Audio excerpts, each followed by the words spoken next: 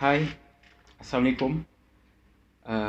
Pada vlog kali ini, kami dari kumpulan Ikan Tenggiri ingin mengupas isu yang sedang hangat diperkatakan sekarang di sosial media, iaitu berkenaan kes bunuh diri.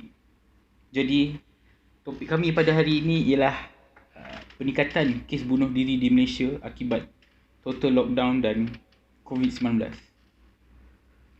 Jadi data yang kami dapat collect menunjukkan bahawa seramai 631 kes bunuh diri hanya sepanjang tahun 2020 dan 468 kes bunuh diri berlaku daripada Januari 2021 sehingga ke Mei 2021. Untuk tahun 2019 pula sebanyak 609 kes bunuh diri yang berlaku. Secara puratanya, sehari 2 orang akan bunuh diri di Malaysia. Jadi, kebanyakan mangsa yang terlibat dalam kes ini dari umur 15 hingga ke 18 tahun, seramai 872 orang, dan bagi mangsa yang berumur 19 hingga 40 tahun adalah seramai 668 orang. Jadi dari nombor yang kita tengok ni, angka ini amatlah membimbangkan kita sebagai rakyat Malaysia yang prihatin. Jadi di dalam video kali ini, kumpulan Ikan Tenggiri ingin mengupas mengapakah perkara ini berlaku. Siapakah yang paling terkesan sekali faktor-faktor atau sebab-sebab yang berlakunya kes bunuh diri di Malaysia ini. Bagaimana sosial media memainkan peranan yang penting dalam isu ini.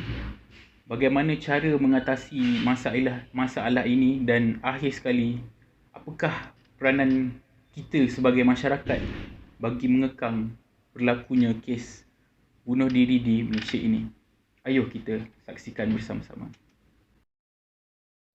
Mengapa kes bunuh diri semakin meningkat sepanjang PKP dijalankan? Ini mungkin disebabkan oleh kekuatan mentaliti seseorang individu dalam menjalani kehidupannya.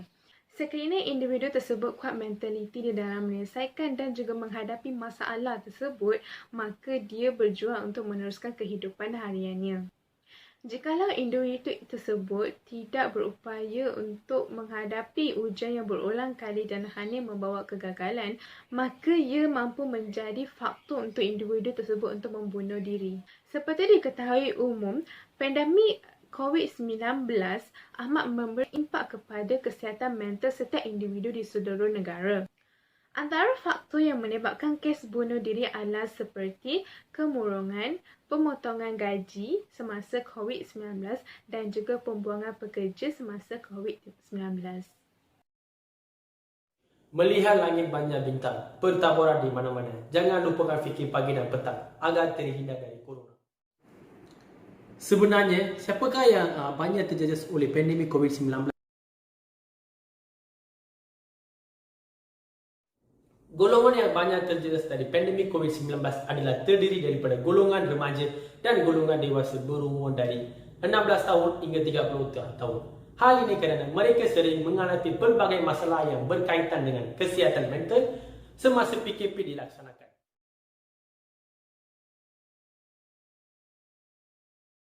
Contohnya, masalah keresahan dan kemurungan, kehilangan pekerjaan dan pemotongan gaji.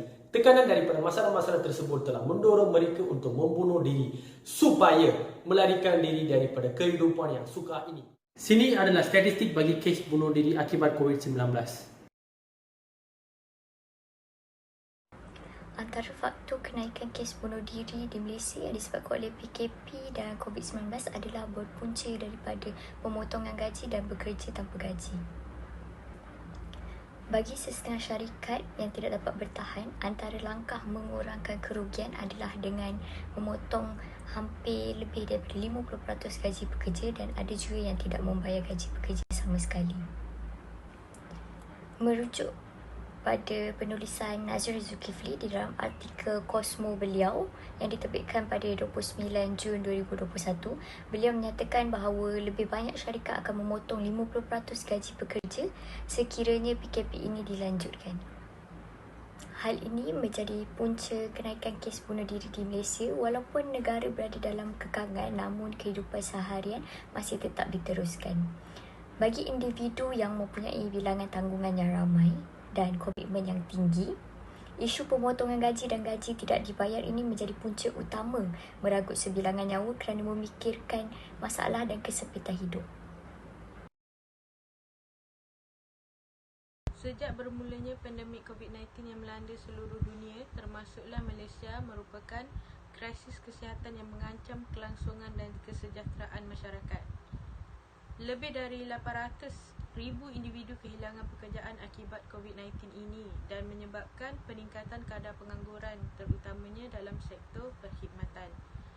Ramai rakyat yang sedang menderita kerana kehilangan pekerjaan dan sumber pendapatan akibat penularan COVID-19. Implikasinya, hal ini mendorong berlakunya kenaikan kes bunuh diri di Malaysia akibat tekanan yang dihadapi oleh masyarakat. Dan saya akan menerangkan faktor yang ketiga iaitu kemurungan. Kemurungan mampu menjadi faktor utama kerana perasaan sunyi dan tekanan hidup yang dihadapi ini menyebabkan mereka akhirnya putus harapan untuk terus hidup.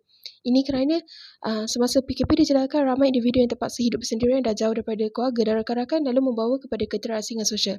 Menurut kajian, kesan daripada kurang berinteraksi boleh membawa kepada masalah mental, terutamanya kemurungan dan keresahan. Jika kemurungan ini tidak dicegah dan dirawat dari peringkat awal, ia mampu untuk meningkatkan tingkah laku individu itu untuk membunuh diri. Dapat dilihat pada tahun 2019, hampir setengah juta penduduk di negara ini mengalami kemurungan yang merangkumi 2.3% rakyat negara ini yang berusia 16 tahun ke atas.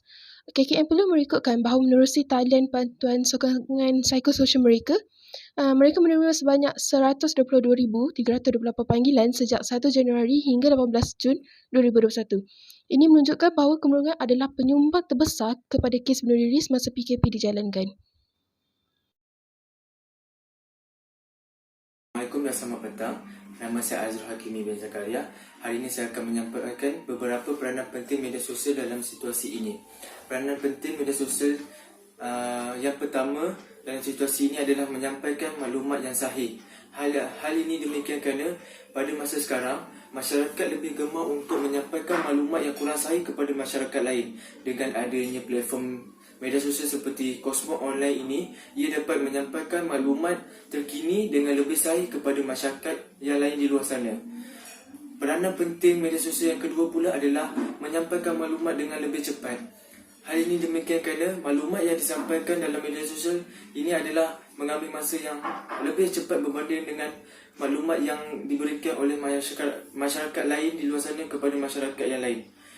Dengan adanya maklumat yang disampaikan dengan lebih cepat ini, ia akan membantu membuka mata pihak bertanggungjawab untuk membantu masyarakat individu di luar sana yang terkesan dalam situasi COVID-19 pada tahun ini dan tahun lepas. Sekian, itu saja. Terima kasih.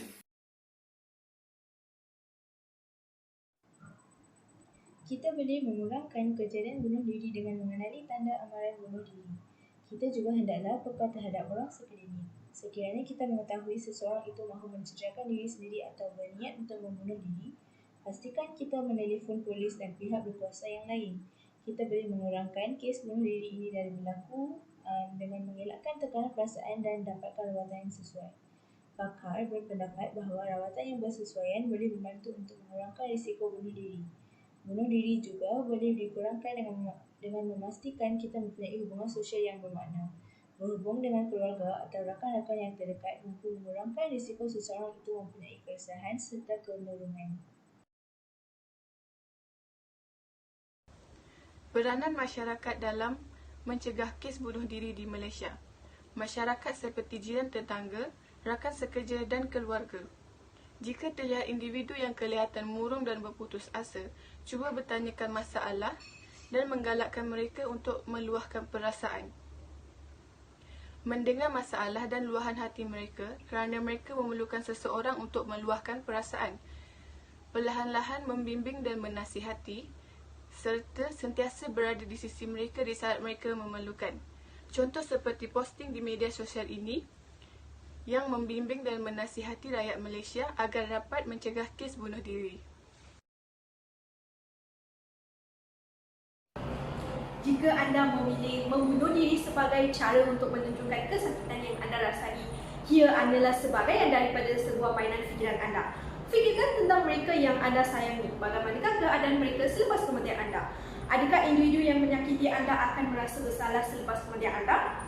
Jika anda ingin menyelesaikan masalah, cara terbaik adalah dengan berbincang dan berfikir dengan rasional.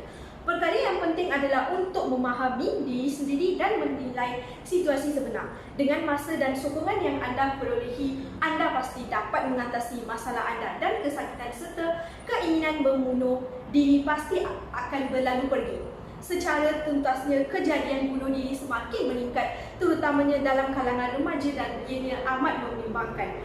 Menurut WHO, bunuh diri merupakan pembunuh nombor kedua tertinggi selepas penyakit kardiovaskular. Kesimpulannya, sebelum anda mengambil keputusan untuk membunuh diri, ingatlah anda tidak keseorangan.